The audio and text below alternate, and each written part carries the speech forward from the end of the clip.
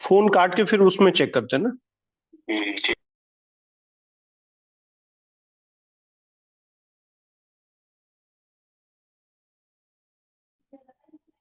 वैभव, आवाज आ रही है क्या? Yes sir. ओके। बाकी लोग आ रहे हैं अभी इसमें? विपिन सर, आप कुछ बोलिए तो मैं एक बार वॉइस चेक कर लूं आपसे। वैभव, स्क्रीन विजिबल है? Yes sir. ओके। आज विपिन सर हैं, यही सरप्राइज था। मैं आज तुमको दोपहर में बताया था ना कि आज एक सरप्राइज देना है मुझे। तो यस विपिन सर। सर जो है मेरे साथ में ही पॉलिटेक्निक में असिस्टेंट प्रोफेसर हैं। तो he is in organic wizard. तो आज हम लोग ऑर्गेनिक ऑर्गेनोमेटेलिक केमिस्ट्री एक बार एक डेमो क्लास सर से करेंगे। और आप लोग एक बार बताना मुझे कि कैसा है कुल, ठीक है? तो सर काफी स्टैब्लिश टीचर हैं सीएसआईआर नेट के अंदर, और हमारे स्टीम पैनल काफी अच्छे हैं इनऑर्गेनिक में। तो आज की क्लास ऑर्गेनोमेटेलिक की है, effective atomic number. Vipin sir, okay हाँ हाँ, ठीक है। मेरी आवाज आ रही है? आप स्टार्ट कर। हाँ, आप आवाज आ रही है। एक बार इंटरेक्ट आप करिए बच्चों से, तो मैं बच्चों से मैं पूछ लेता हूँ। ठीक है, वैभव, तुम बता ठीक है। देना हेलो, थोड़ा कि आवाज ये सब स्क्रीन ये सब दिख रही है या नहीं दिख रही। Okay sir. Good evening everyone. Good evening sir. बाकी लोग बता दो आप। क्लास अभी सर 5 मिनट में आप लीजिएगा। पहले आप इंटरेक्ट कर लीजिए बच्चों से। बच्चे अभी जुड़े अच्छा नहीं हैं। ठीक। हाँ सर, ज्वाइन ज्वाइन कर और रहे हैं, कोई मन्नत आ वैभव, रहा है और सर। कोई भी आएगा क्या? अभी मन्नत ओके ज्वाइन ओके। करेगा सर। और ओके, दिवाकर और बाकी लोग?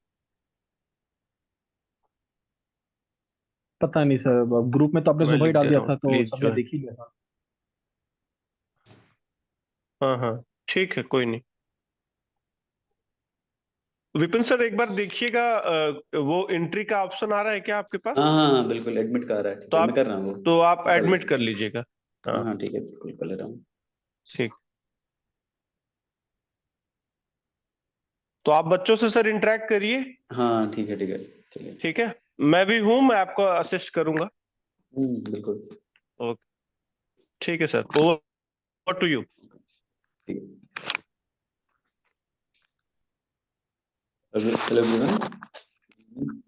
तो सर आवाज नहीं आ आवाज रही क्या? सर आवाज आवाज थोड़ी गूंज रही है। आप माइक यूज हाँ कर रहे हाँ हैं हाँ हाँ। क्या, मतलब ईयरफोन्स? हाँ बिल्कुल, हाँ ईयरफोन। हाँ सर, थोड़ी सी आवाज गूंज रही थी तो लगा शायद स्पीकर होगा। नहीं नहीं नहीं, तो अभी ठीक है क्या? अभी ठीक है सर। ठीक है, ओके। हो जाएगा, सही कर लेते हैं।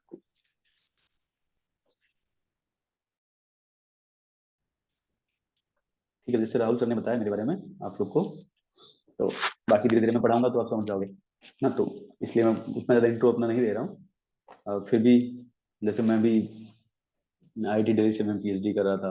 बाकी अभी राहुल सर जिस डिपार्टमेंट में है, उसी डिपार्टमेंट में मैं भी असिस्टेंट प्रोफेसर हूँ। और 2013 से मतलब पढ़ा रहा हूँ मैं इनऑर्गेनिक केमिस्ट्री, और गेट लेवल पे, नेट लेवल पे, एग्जाम लेवल पे, और ये यूपीएससी लेवल पे भी। तो आप लोग को मैं ईए रूल के बारे में थोड़ा बेसिक समझाता हूँ पहले, तो उससे आपको थोड़ा सा आइडिया लगेगा। तो मेरा जो पढ़ाने का तरीका होगा, मतलब सबसे पहले मैं आपको बेसिक से शुरू करूंगा। कुछ भी चीज़ बेसिक से स्टार्ट करके मैं उसको एडवांस पे ले जाऊंगा। तो बस आप लॉजिकली समझना, ठीक है, जिससे आपकी आंसर राइटिंग बेहतर हो जाए एग्जाम में। तो पहले हम लोग बेसिक से शुरू करेंगे कुछ भी, उसके बाद एडवांस पे ले जाएंगे उसको, वहां तक जहां तक आपका एग्जाम का लेवल है, मतलब। और हमें उस लेवल तक ले जाना है, जैसे कि अगर मान लीजिए 2023 में कोई क्वेश्चन आया है किसी भी पर्टिकुलर टॉपिक से इनऑर्गेनिक केमिस्ट्री के, तो हमको उससे आपको एक दो स्टेप आगे बढ़ाना है, क्योंकि अपकमिंग जो एग्जाम्स होंगे उसमें लेवल धीरे धीरे बढ़ेगा। जैसा कि मैंने पेपर एनालाइज करके देखा है अभी, तो पेपर एनालिसिस से मुझे पता चला। तो हम लोग आज शुरुआत करते हैं ईएन रूल से। ठीक है, तो ये कहने में तो सिंपल एक छोटा सा रूल है, बट लेकिन बहुत इसका ब्रॉड एप्लीकेशन है, इसके बहुत सारे लिमिटेशंस भी हैं इसके। तो इसके एप्लीकेशंस के बारे में भी पढ़ेंगे और इसके लिमिटेशन के बारे में भी पढ़ेंगे। अब आप पढ़ते रहिएगा, बीच में कोई भी डाउट आएगा, कोई भी डाउट अगर आएगा तो आप पूछिएगा जरूर। ठीक है, जिससे आप चीज़ों को बेहतर समझ पाओ, तो आपको चीज़ें रटनी ना पड़े। मेरा पढ़ाने का सिंपल तरीका है कि मेरी सोच ये है कि जो भी चीज़ें मैं आपको पढ़ूँ उसमें ज़्यादा से ज़्यादा चीज़ें कॉन्सेप्चुअली रहे। जैसे एग्जाम में आपको और भी सब्जेक्ट पढ़ने हैं, तो सिर्फ ऐसा ना कि केमिस्ट्री में जो रटने वाला पोर्शन है, जो लर्न करने वाला ज़्यादा पोर्शन है, तो आप कॉन्सेप्चुअली समझोगे तो उसको बेहतर एग्जाम में परफॉर्म करोगे आप। तो देखिए, पहले कुछ बेसिक चीज़ें शुरू करते हैं। ईएन रूल जो है ना, वो भी बेसिकली डिपेंडेंट है। ईएन रूल जो है ये रिलेटेड है स्टेबिलिटी से। मतलब ये भी जो है एक तरह से स्टेबिलिटी से रिलेटेड है। स्टेबिलिटी का कॉन्सेप्ट कहाँ से आता है? हम लोग शुरुआत में पढ़ते हैं केमिकल बॉन्डिंग से। किसी भी कॉम्प्लेक्स की स्टेबिलिटी अगर हमको बतानी है, तो पहले हमें उसमें बॉन्ड के बारे में आइडिया होना चाहिए, राइट। तो केमिकल बॉन्डिंग ज्यादातर जो कॉम्प्लेक्स में आप देखते हो, चाहे वो एस ब्लॉक हो या पी ब्लॉक मेटल है या डी ब्लॉक मेटल है या एफ ब्लॉक मेटल है, तो इन सब में स्टेबिलिटी का जो लॉजिक है, या जो स्टेबिलिटी से जो बॉन्डिंग वाला केस है, बॉन्डिंग का जो लॉजिक है, वो सिंपल ये होता है कि सबके पास फील्ड इलेक्ट्रॉन पेयर होना चाहिए। तो जो बेसिक एक लॉजिक होता है बॉन्डिंग का, वो क्या होता है फील्ड इलेक्ट्रॉन पेयर। मतलब जितनी भी ऑर्बिटल्स हैं वो सारी की सारी फील्ड होनी चाहिए, फील्ड इलेक्ट्रॉन पेयर। तो जहां जहां जैसे जैसे फील्ड इलेक्ट्रॉन पेयर होगा, इसका मतलब सिस्टम स्टेबिलिटी की तरफ मूव करेगा। और जो बेसिक हम लोग पढ़ते हैं बॉन्ड का कॉन्सेप्ट, जैसे कि अगर हम हाइड्रोजन के बारे में बात करें, तो हाइड्रोजन में अगर हम देखते हैं तो हाइड्रोजन होता है 1s ऑर्बिटल। 1s ऑर्बिटल में मैक्सिमम कितने इलेक्ट्रॉन होते हैं? 2। नॉर्मली 1s में क्या होता है? 1s1 हाइड्रोजन में। तो अगर हम लोग एक इलेक्ट्रॉन इसमें और ऐड कर दें, तो इसमें टोटल कितने इलेक्ट्रॉन हो जाएंगे? 2 इलेक्ट्रॉन हो जाएंगे। अब 2 इलेक्ट्रॉन अगर हो गया तो हाइड्रोजन क्या हो जाएगा? स्टेबल। अब 2 इलेक्ट्रॉन कैसे होगा इसमें? जब एक हाइड्रोजन जिसके पास एक सिंगल इलेक्ट्रॉन है और दूसरी इस हाइड्रोजन से रिएक्शन करता है जिसके पास एक इलेक्ट्रॉन और है, फिर दोनों आपस में शेयरिंग कर लेंगे, तो यहाँ पे दोनों के बीच में एक बॉन्ड बन जाता है। और बॉन्ड बन गया तो यहाँ पर क्या हुआ? इसकी भी 1s ऑर्बिटल कंप्लीटली फिल्ड हो गई और इसकी भी 1s ऑर्बिटल कंप्लीटली फिल्ड हो गई। तो ये दोनों आपस में जुड़ गए और क्या बना लिए? एक डाइमर, जिसको हम लोग बोलते हैं डुप्लेट फॉर्मेशन। डुप्लेट फॉर्मेशन मतलब सिंपल सेम इसी तरह अगर हम पी ब्लॉक की बात करें, जैसे मान लो सेकंड हेलो। पीरियड में आते हैं तो। हेलो। हेलो। हाँ सर, विपिन सर। हाँ हाँ थोड़ा सा इंग्लिश में भी रखते हैं क्लास में, क्योंकि देयर हाँ, are some students who are from southern states. अच्छा अच्छा अच्छा, ठीक है ठीक है तो ठीक है। तो मतलब वाइल डूइंग एक्सप्लेनेशन, मतलब हिंदी के साथ साथ थोड़ा इंग्लिश का भी यूज करेंगे। ओके ठीक है, फाइन। ठीक है। ओके, ठीक है थैंक यू। ठीक है, ओके ठीक है ठीक है। Now in case of first period, that is in case of hydrogen, there is single 1s orbital. If there is single 1s orbital, then in order to fill this 1s orbital, we are required 2 electrons, right? अगर 2 electron की requirement है, then there will be dimer formation, one hydrogen, another hydrogen, and dimer formation. Dimer formation leads to filling of both 1s orbital of this hydrogen and filling of 1s orbital of this hydrogen, leading to the pairing of electron in both this hydrogen atom and this hydrogen atom. Similar in term of stability, अगर हम बात करते हैं second period members की, तो second periods में क्या होता है? In second periods there is presence of s orbital and p orbital. S orbital has maximum number of 2 electrons. Similarly, for p orbital, maximum number of electron is 6. तो अगर हम second period में देखेंगे, तो सेकेंड पीरियड वाले जब भी bonding करेंगे, मतलब when second period molecule undergo bond formation, then they try to fill both these orbital, s orbital and p orbital. In order to filling these two orbital, we required 8 electrons. That is called octet rule. And it is said that if any second period member, when second period member undergo bond formation, it will try to fill is all s and p orbital, that is 1s orbital and p orbital. Hence, it will try to acquire 8 electron. leading to octet formation, right? But this octet rule is not valid for third period member, because as we move from second to third period, then there is number of cells for 3, that is S, P and D. If there is S, P and D orbital, then S orbital has 2 electron, P orbital has 6 electron, D orbital has 10 electron. Then in such cases there is violation of octet rule.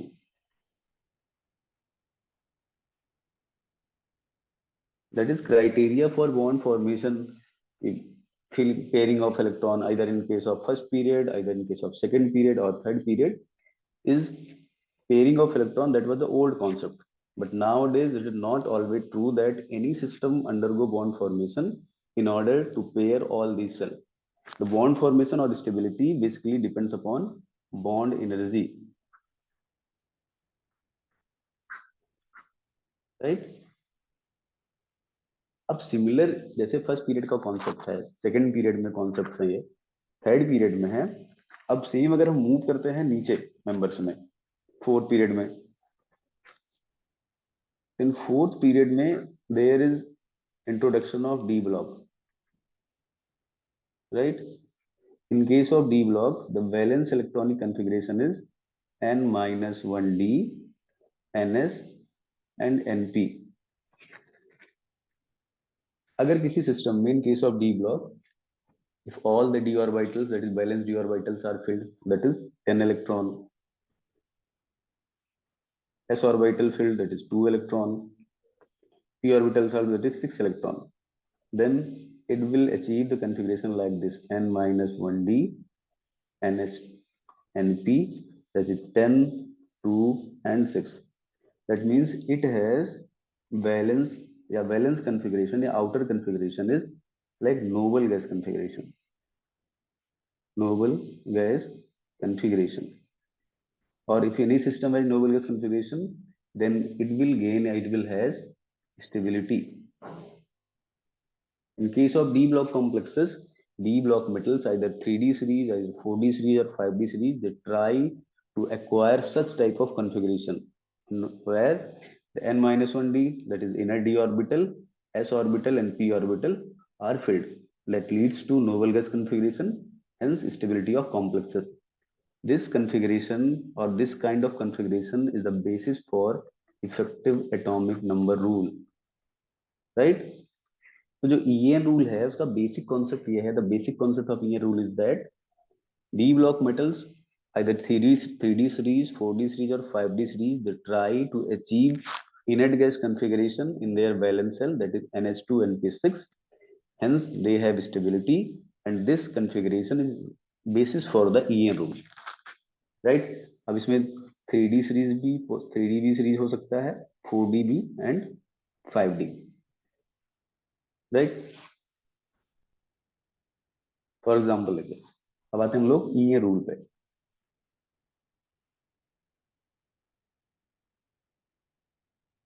EN rule, what is the EN rule? EN rule suggests that in any complex, the number of electron on metal plus number of electrons from ligand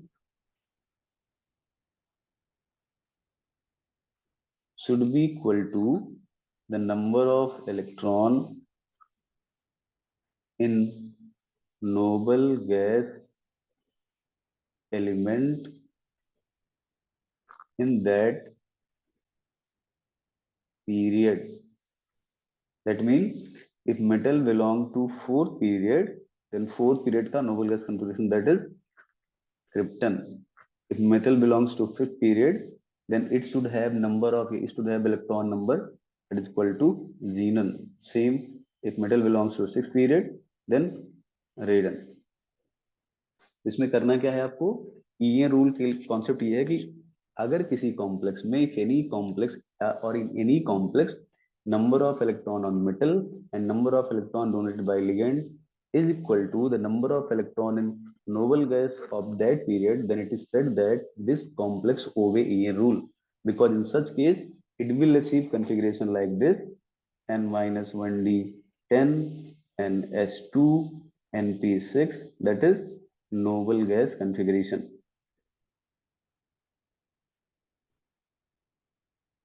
On any complex, if any complex obeying a rule, then it will has simply stability. Why stability? Because it has noble gas configuration. But ये always true नहीं है, क्योंकि ये rule जितने भी complex है सब पे अप्लाई कर सकते हैं, but is not always true. But many complexes ये rule is very effective in order to explain the stability, in order to explain the dimer character, in order to explain the reaction mechanism, right? In order to explain how any complex get positive charge or negative charge. That is there is a lot of explanation of E rule, but it is not always true that all the complexes, either coordination number 4, either coordination number 6, obey E rule. तो हम लोग धीरे धीरे उसके बारे में देखते हैं. तो पहले कुछ एग्जांपल्स देखते हैं हम लोग. तो स्टेबिलिटी बेसिस सिंपल क्या है? स्टेबिलिटी क्राइटेरिया वाया ये rule. Simple what? Achievement of noble gas configuration. Achievement of noble gas configuration, right? अब कुछ एग्जांपल हम लोग देखते हैं. For example CONH3 6 3+.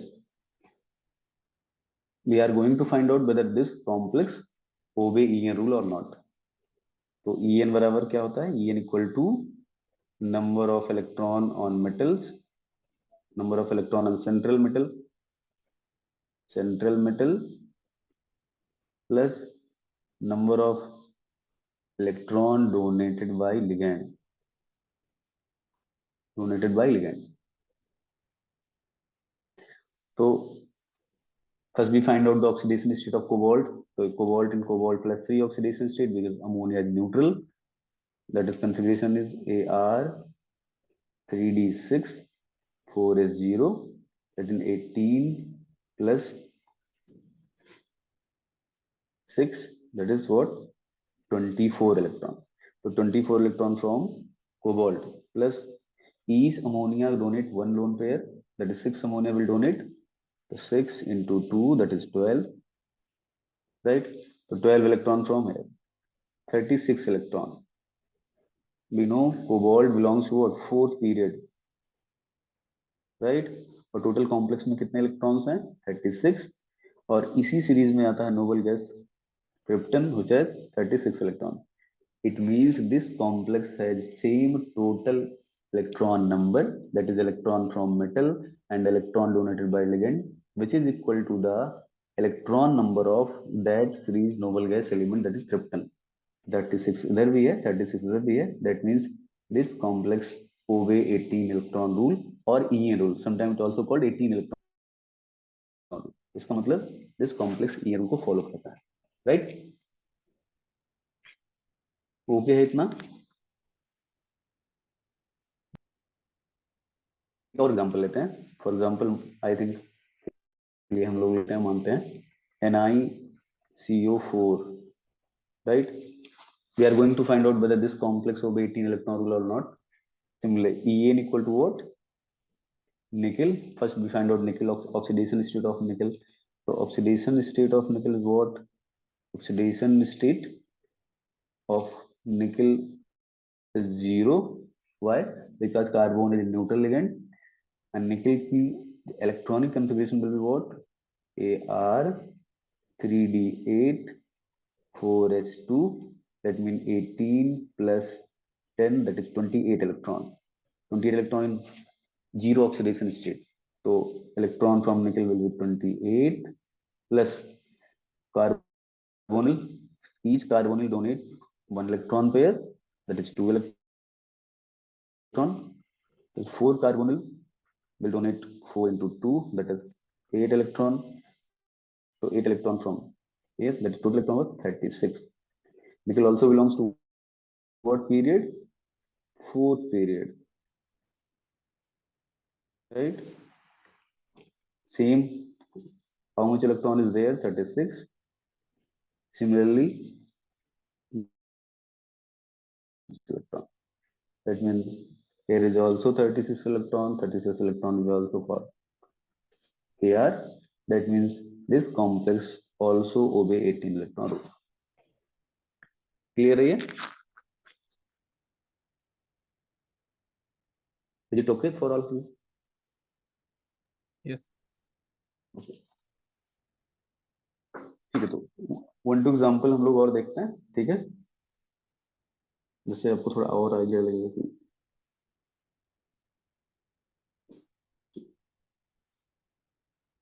एग्जांपल लेते हैं हम लोग FeCO5। तो आप लोग इसमें चेक करिए this complex whether this complex follow 18 electron rule or EN rule or not.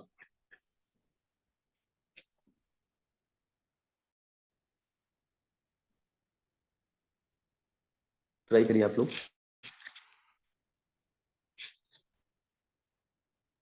Yes, sir. Follow, right?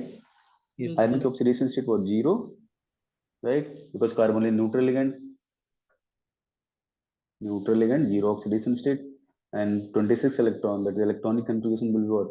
Ar 3d6 4h2, that is 18 plus 8, that is 26 electron. 26 electron from what? Iron. और यहाँ से कितने electron हो जाएंगे? 26 ये, और each carbon will donate what? 2 electron. तो 10 electron यहाँ से 26 plus 10, that is 36, right? That is this complex also obey 18 electron rule, that is EN rule. मैं 18 electron बार बार बोलूँगी, समझाता हूँ उसके पीछे का रीजन क्या है.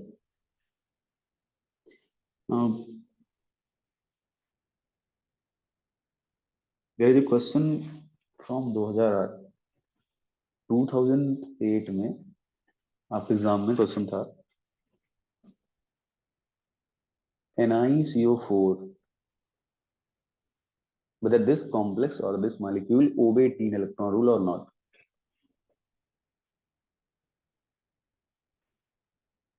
वो चेक करिए आप लोग whether this complex obey EN rule or not, that is effective atomic number rule. Yes, sir. It will obey, right? Simple. यहाँ से 28 this zero oxidation 28 plus यहाँ से 8, that is 36. अब डायरेक्टली क्वेश्चन जो है वो NiCO4 जैसे एग्जांपल आपसे पूछा एग्जाम में, इसके मल्टीपल एप्लीकेशंस हैं, लाइक EN के मल्टीपल एप्लीकेशन का मतलब क्या है? देखो सिंपल समझने की कोशिश कर रहे हैं यहाँ से हम लोग. EN सिंपली रिलेटेड किससे है? ये EN रूल जो है it is simply related to stability, right? It means if any complex has effective atomic number या total electron as electron from metal and electron given by ligand is equal to En, then it will be stable.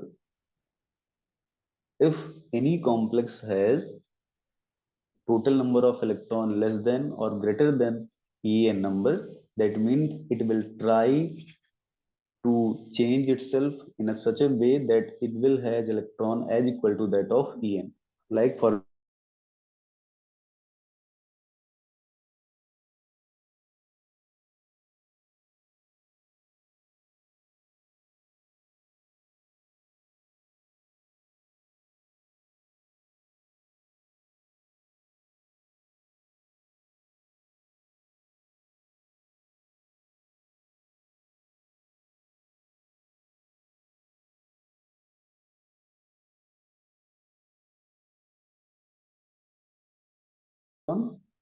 it will also have 36 electron, because all of you know that shared electron pair are counted on both the system, right? For example, if hydrogen has 1 electron, right, and second hydrogen has 1 electron, when they undergo bonding, then both the hydrogen has two valence electron either, two valence electron either. So sharing electron is counted for both these two. Similarly here, one electron undergo sharing, then after sharing it is 2 electron, so 34 और 2 इधर तो 36, 34 और 2 इधर 36. Simple means ये है कि ईएन rule का application बहुत ब्रॉड है.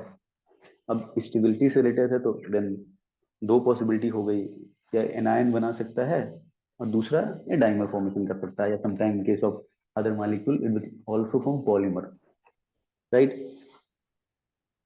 अब सर, इन केस, हाँ विपिन सर, हाँ ये जो आपने एप्लीकेशन स्टार्ट किया था ना, उस समय थोड़ा नेटवर्क इशू हो गया था. अच्छा तो अच्छा अच्छा.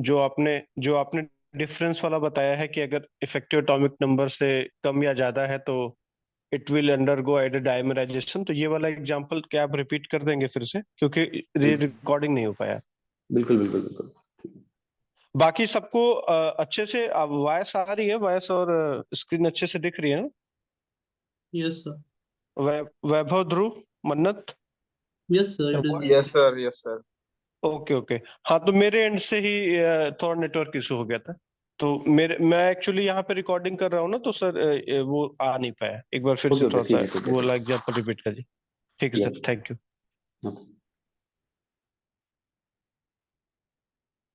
Simple. EN rule is related to stability factor, right?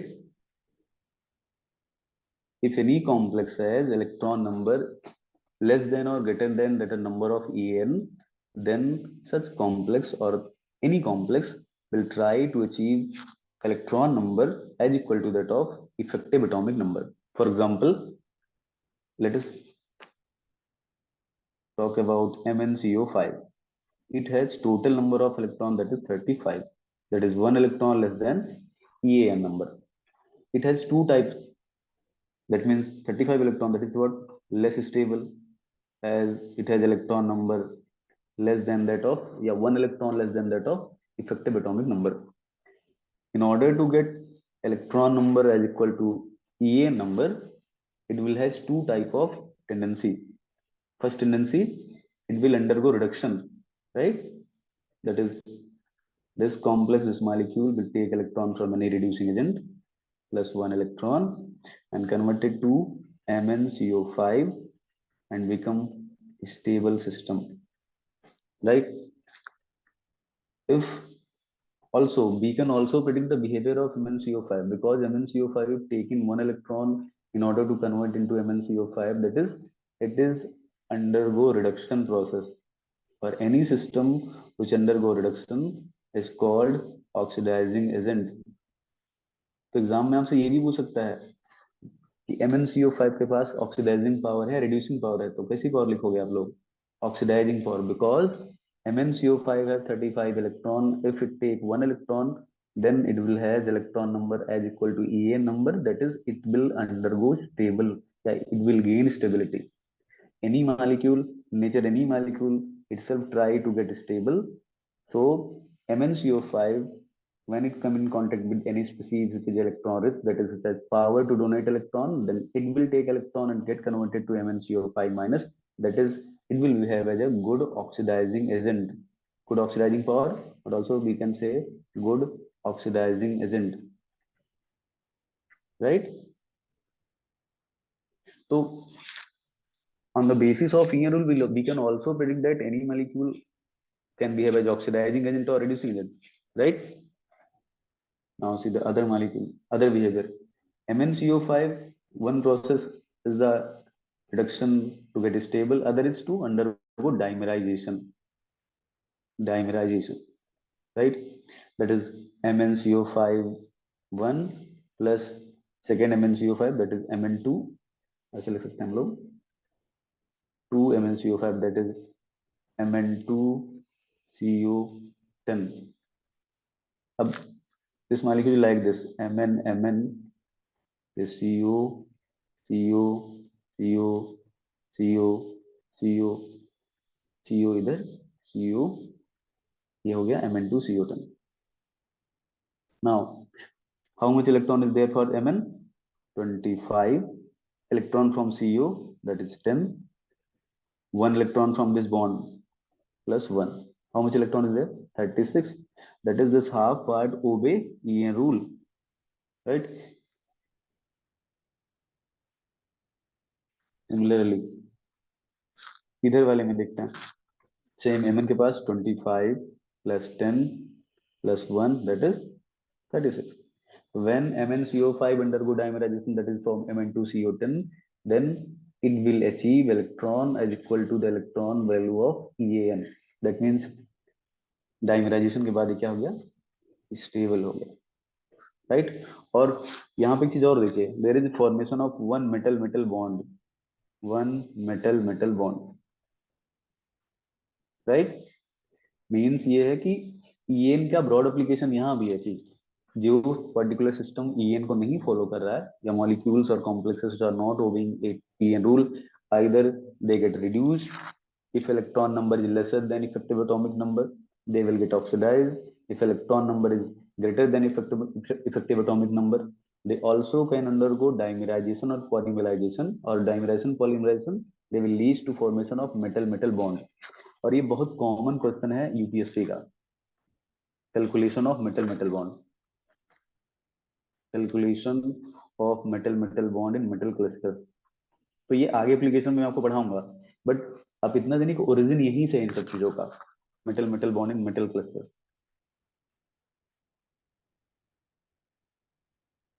Right. Is it clear? Sir, a complex can act as a oxidizing agent just because it has electrons less than 36, या फिर वहाँ पे कोई और फैक्टर भी काम करेगा? मतलब No, जरूर, no, मतलब no. हर कॉम्प्लेक्स कर सकता है कि If any system, in case of D block complexes, देखो any system try to undergo stability, they try to get stabilized. Stability को गेन करने के लिए either it will reach electron, either it will accept electron. अब अब यहाँ पे क्या है, रिक्वायरमेंट किसकी है, वन इलेक्ट्रॉन की, वन इलेक्ट्रॉन रिक्वायर्ड। तो इसका मतलब ये हुआ कि simple, when it come into contact with any complex or any species, then it will take electron from that, because after taking electron it will get converted into that complex which have total electron number which will be equal to the effective atomic number. If any other species like this which has electron greater than electron number, that is 37 electron, for example NiCp, या example लेते हैं हम लोग दूसरा, NiCoCp twice, right. Cobalt में कितने total electron होते हैं, 27.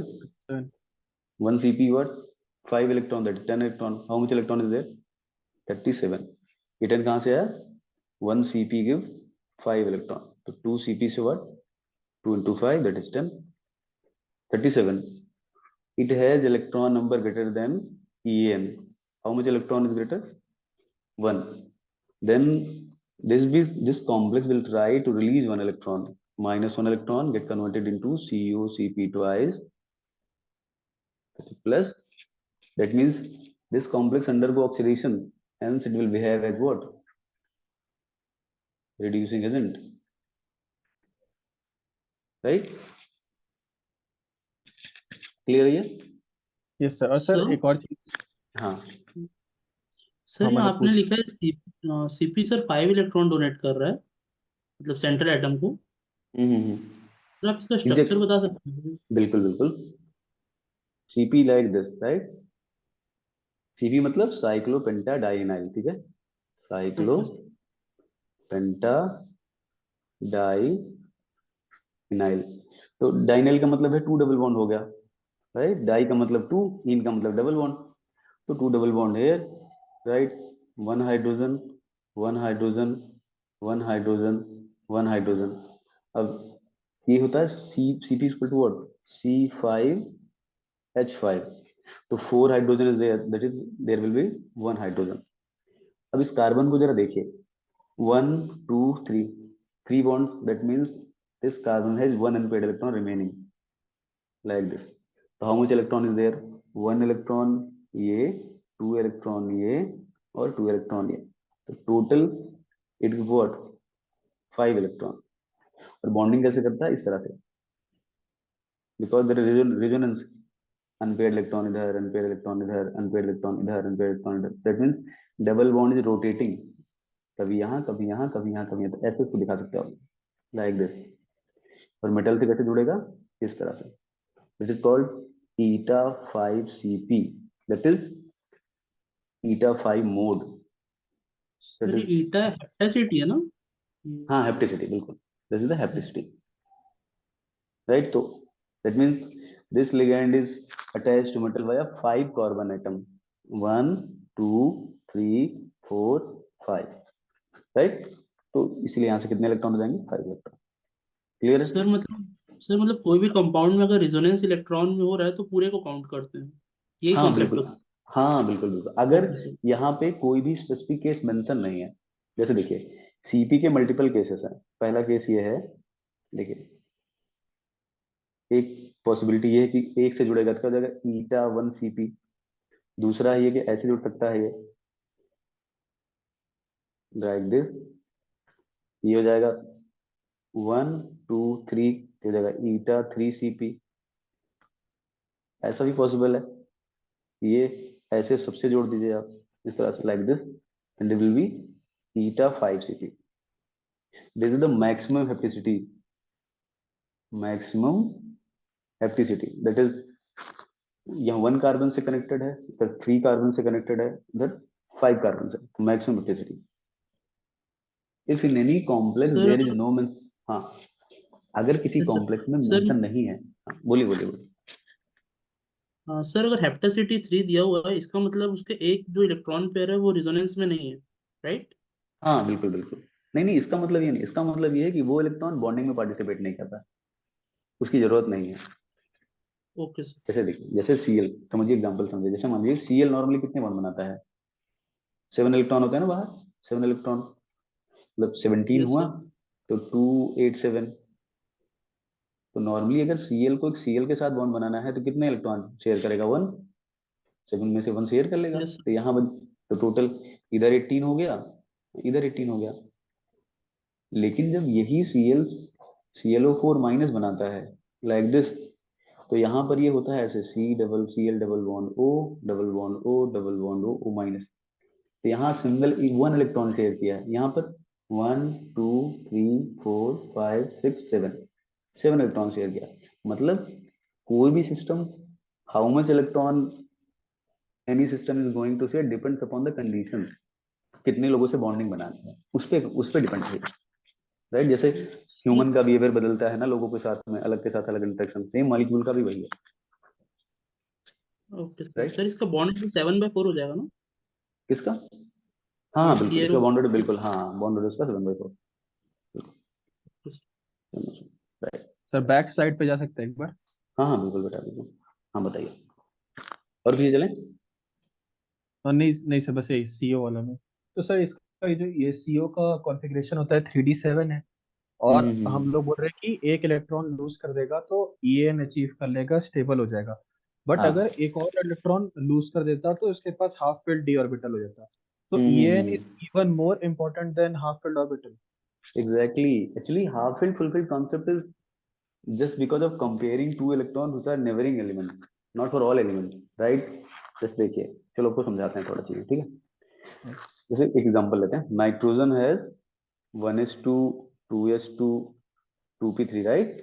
phosphorus also has 3p3, arsenic has 4p3, right? ये जो हाफ फील्ड स्टेबिलिटी है, that is for lighter element, lighter element. In case of heavier element, this जो इफेक्ट है half field full field का, valid नहीं होता। रीजन समझिए, क्योंकि जो हाफ फील्ड फुल फील्ड का कॉन्सेप्ट है उसके दो रीजन है। एक तो पहला कि सिमेट्रिक हो गया, हाफ फील्ड हो गया या फुल फील्ड हो गया, सिमेट्रिक। सेकंड एक कॉन्सेप्ट है exchange energy, right? That is stability of half field and full field configuration as compared to partly filled configuration depend upon two parameters. First parameter, if any system is half filled or full filled, then it will have symmetric electronic arrangement. And you know, symmetric electronic arrangement, like in our life also, symmetric arrangement is even more favored as compared to asymmetric. Most of the cases, not always true, but most of the cases. Similarly, another concept is concept of exchange energy. If any system has half-filled configuration or fulfilled configuration, then it will has more value of exchange energy, and as the value of exchange energy increases, stability of that particular configuration also increases. But this concept is applicable for those elements which are in a period, first thing, and they are neighboring element, then it is valid. Not, जैसे मान लीजिए कि ये second period है, right, तो nitrogen nitrogen oxygen के लिए ये वैलिड है सिस्टम, बट अगर आप कंपेयर करेंगे नाइट्रोजन और फ्लोरीन के लिए तो वैलिड नहीं होगा, सिर्फ नेबरिंग एलिमेंट के लिए होता है, क्योंकि ये बहुत माइनर इफेक्ट है, राइट. तो minor effect is minor effect is effective only when it is compared with those elements or those system which have similar type of properties or similar type of behavior, right. तो ये छोटे मोटे system में basic में लगता है, बाकी हर जगह वैलिड नहीं है क्योंकि बहुत माइनर इफेक्ट है, right. Is minor effect. Sir 3D period में लगेगा ये? बिल्कुल 3D पीरियड में अगर आप लगाओगे तो आयरन वाले में लगा सकते हैं. जैसे देखिए अगर हम यहाँ बात करते हैं, एग्जाम्पल के लिए ले आते हैं हम लोग, जैसे मान लो मैंगनीज है, चलो यहाँ से समझते हैं मैंगनीज, राइट, एंड आयरन. तो इफ मैंगनीज में देखते हैं हम लोग electronic configuration ARD 3D5 4s2, iron में ARD 3D6 4s2, राइट.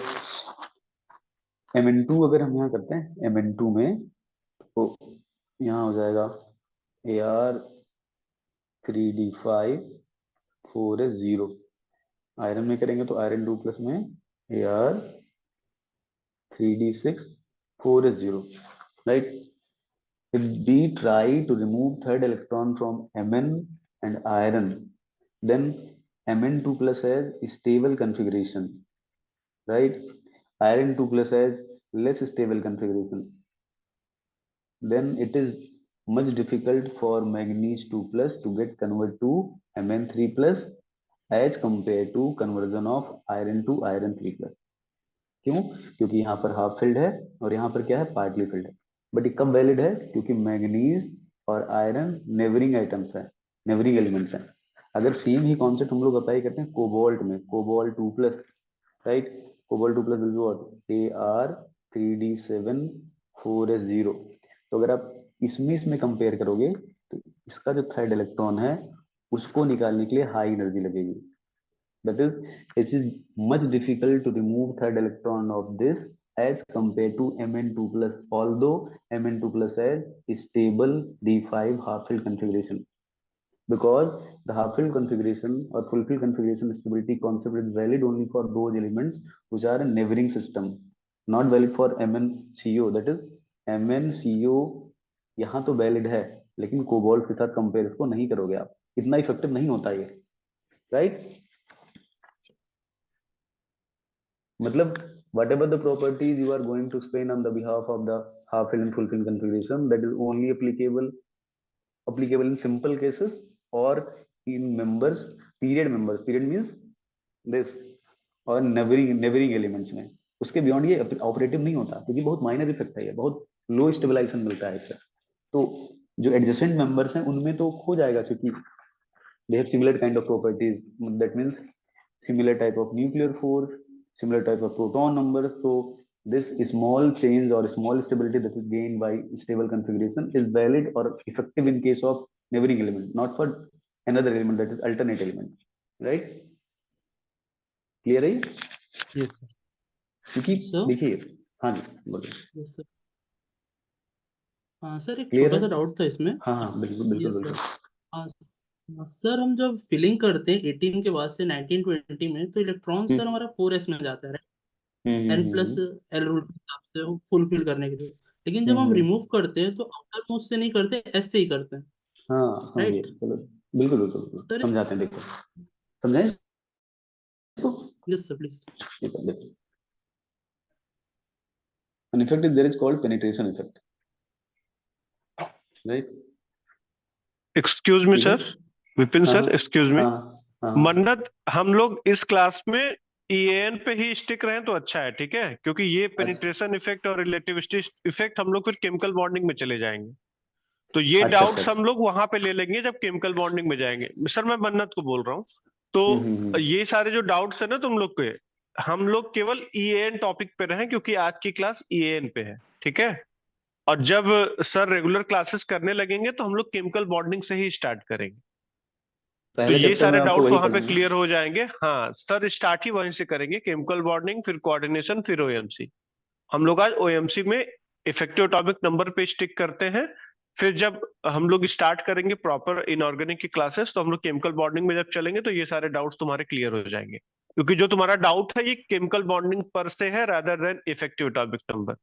तो we will entertain this doubt in the chemical bonding rather than in this topic.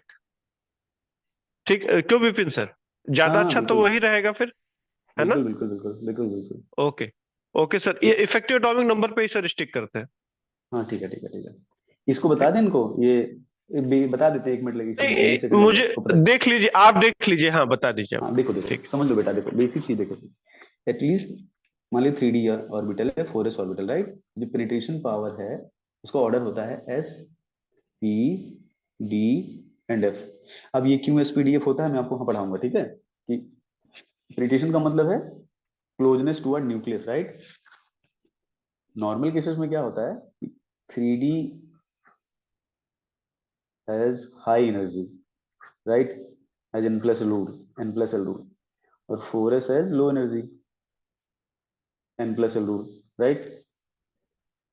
But this is for condition when orbitals are vacant,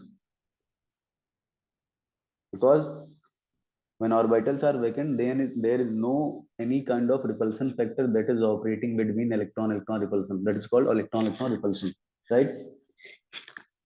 If all the orbitals are vacant, then energy of all the orbital will be same. Is it clear? because Yes. because when we are going to fill electron s orbital, p orbital, d or other orbital, then depending upon the number of electron as well as orientation of orbital as well as penetration effect, there will be different kind of repulsion between electron leading to different kind of energy of the orbital. तो जब electron fill हो जाता है तो energy level different होता है। जब orbital खाली होती है तो रिपल्सन जैसा कोई फैक्टर है नहीं, ना तो डायरेक्शनल रिपल्सन कोई है कि इलेक्ट्रॉन ज्यादा है कम है, ऑर्बिटल की डायरेक्शन क्या है, तो वहां कोई फर्क पड़ता नहीं है, राइट। इसको ऐसे मैं समझाता हूँ। Let us assume this is the central atom, right. तो 3D orbital and 4s orbital का, this is the 3D orbital and 4s orbital is like this. Why? Because 4s that is s orbital has more penetrating effect और more penetrating power as compare to 3D। तो जब when both these orbitals are vacant, then electron first enter into 4s orbital. There is 1 electron and 2 electron. After filling of 4s electron undergo filling into 3D orbital, that is here. When electron undergo fill, या 1 electron entering into 3D orbital, then there is repulsion between 4s and 3D orbital, leading to what? 4s orbital become outer side and 3D orbital remain inside. Initially क्या होता है, 4s nucleus के closure होता है, 3D उससे थोड़ा away होता है। When electron entering into 4s and 3D orbital, then repulsion between 3D electron and 4s electron, leading to separation or yeah, leading to distance in both these orbital. Since 4s orbital is from 4th cell and 3D orbital from 3rd cell, then 4s orbital become outsider and 3D orbital become insider. That is, this become of high energy. But when after filling of electron in 3D orbital, जब तक 3D में electron नहीं है तब तक 4s की energy 3D से लो है। जब इलेक्ट्रॉन फिल हो जाएगा तो फिर यहाँ 2 इलेक्ट्रॉन कर दीजिए, यहाँ 1 कर दीजिए, 2 कर दीजिए, हाई एनर्जी हो जाता है, ये क्या हो जाता है, लो एनर्जी। क्यों हुआ ऐसा? Due to repulsion. तो वो चीज तब सही है ये जब ये खाली है, जब वैकेंट है, राइट। इसलिए जब आप इलेक्ट्रॉन फिल करते हो तो 4s फिल करते हो, जब निकालोगे Yes, कहाँ से sir. निकालोगे, इससे निकालते हो, ठीक है। मतलब filling of electron is also done in 4s orbital, removal of electron is also done on 4s orbital. Clear है? चलिए अब आते हैं हम लोग EN पे, ठीक है। तो हमने क्या देखा EN के केस में, we can predict what EN से, reducing power, right, reducing behavior, right, EN से we can also predict oxidizing behavior, but oxidizing behaviour किसके केस में? मेटल कॉम्प्लेक्सेस में, क्योंकि ईएन रूल किसके लिए? मेटल के लिए है। क्यों? क्योंकि मेटल के केस में क्या होता है? In case of metal there is n-1d ns and np, राइट? तो ये डी ब्लॉक के लिए, which EAN rule is valid for only for D block complexes. Oxidizing behaviour, right? Polymerization behaviour या dimerization behaviour, right? We can also predict the number of metal-metal bond, number of metal-metal bond in metal clusters, right? We can also predict on the basis of EN rule reaction mechanism, right? Whether how we can predict reaction mechanism? We can predict either any system undergo substitution reaction, dissociative pathway,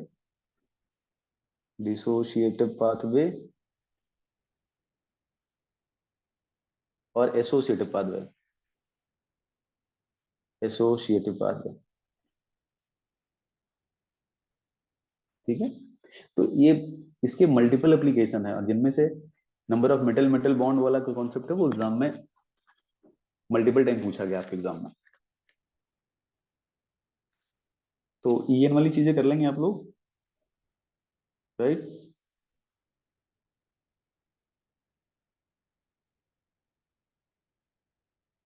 in next class या in upcoming classes we will discuss each application, either reducing behavior, oxidizing behavior, number of metal metal bond. So lot of questions nowadays are coming from this particular application. We will also discuss about polymerization behavior and also reaction mechanism, but shorter extent, because it is in case of higher PG level exam, तो आपके लिए इतना important नहीं है ये, ठीक है? तो यहाँ तक कोई डाउट हो कॉन्सेप्चुअल, जो भी आपको अगर नहीं, अब अगर अभी नहीं समझना है तो पूछिए।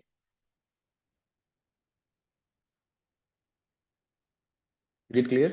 किसी को कोई डाउट है तो पूछ सकता है। वैभव, मन्नत, ध्रुव, सचिन, कोई डाउट हो तो पूछ लो अब तक आज की क्लास का जो भी हो। No sir. अच्छा, इसमें एक चीज और समझाते हैं आपको, बता दें। देखिए, अभी जैसे हमने थोड़ी देर पहले बोला कि is EN rule universal for all the system? No, right? जैसे हमने बोला था कि ईएन रूल से क्या पता चलता है? Stability, right? तो क्या ईएन रूल जितने भी कॉम्प्लेक्सेस हैं या all the D block complexes are following EN rule? That means if any D block complex is not obeying a rule, then it will be highly unstable or it will be highly reactive. Is it always true? No, because reactivity is different parameter. Reactivity is what? Kinetic parameter, right?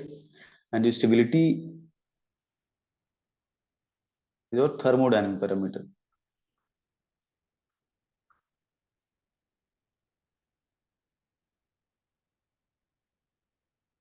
ठीक है?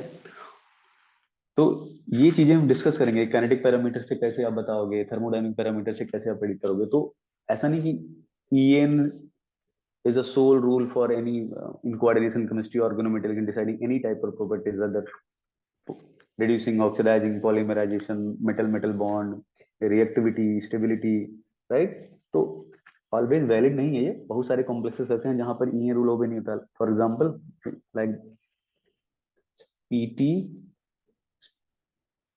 Cl4 2-, either second example, दूसरा example लेते हैं, like this NiCN4 2-, right? And NiCN6 4-. In both cases, oxidation state of nickel plus 2, right? That is D8.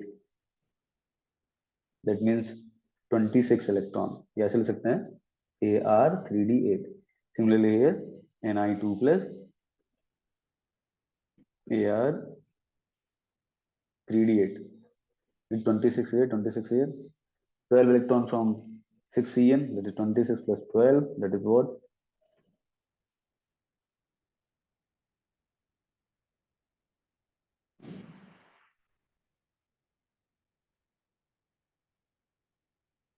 38, 26 plus 8, that is 34. So according to EN rule, which complex is stable? First one or second one?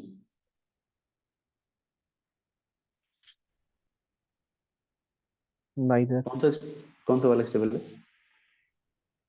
Sir दोनों ही stable नहीं है। हाँ, दोनों stable नहीं है ना, तो ये तो नहीं होता। लेकिन ये जो है ना, ये हाईली स्टेबल है, although it is not obeying EN rule, right? तो रीजन पता है क्या है? रीजन ये है कि जो EN रूल है ना, EN रूल ये थ्योरेटिकल है, राइट? और एक्चुअल में जब आप कॉन्सेप्ट पढ़ते हो any system, that mean reactivity of any complex, stability of any complex, first theoretical and qualitative, right? Proper explanation of this rule comes from, this rule comes from, any kind of rule comes from molecular orbital theory, which is quantitative and experimental. तो आगे मैं आपको पढ़ाऊंगा कि ये नहीं follow करता फिर भी स्टेबल क्यों है।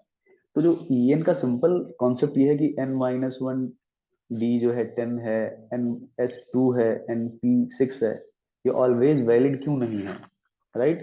तो वैलिड क्यों नहीं होता, उसके पीछे का लॉजिक हम अगली क्लास में पढ़ेंगे नेक्स्ट टाइम। तो आपको समझ में आएगा कि ऐसा नहीं कि EN रूल दुनिया में जितने मॉलिक्यूल हैं सब में लगता है, या coordination complexes or organometallic complexes, whatever the complexes are from coordination and organometallic, every complex do not obey EN rule, because EN rule is only of qualitative basis. There is no experimental backing of this. That is why it is failed in many complexes. तो कब valid होगा, कब नहीं होगा, कहाँ होना चाहिए, कहाँ नहीं होना चाहिए, वो मैं आपको समझाऊंगा, ठीक है? आपको समझ में आ जाएगा कि यहाँ क्यों ऑपरेटिव है, यहाँ क्यों ऑपरेटिव नहीं है, राइट? क्लियर है? Yes sir.